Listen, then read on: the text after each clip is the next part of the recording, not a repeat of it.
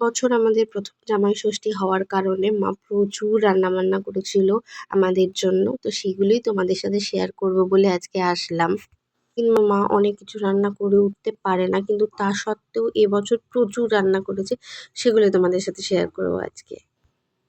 ছিল ডাল আর পনির। আমি এখানে ডাইরেক্ট পনির দিয়ে মেখে খাচ্ছি, কারণ পনিরটা অসাধারণ খেতে হয়েছিল। বাপ্পা তো ডাল দিয়ে পনিরটাকে খুব মজা করেই খেয়েছে, তার সাথেও খেয়েছিল পটল ভাজা, যেটা আমি এখানে নিয়েই নিই। তারপরে নিয়ে নিয়েছি পাবদা মাছের ভাপা।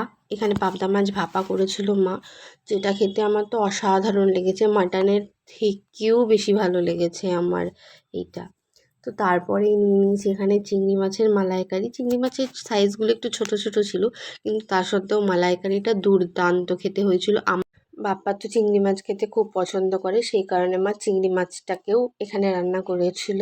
তারপরে তো পাত পরিষ্কার করে খেয়ে ফাইনালি আমি এখানে নিয়ে নিয়েছি এক টুকরো আলু আর ঝোল মাটনের, যেটা দিয়ে আমি সুন্দর করে মাখিয়ে ভাতটাকে সুন্দরভাবে মাটন দিয়ে খেতে থাকবো।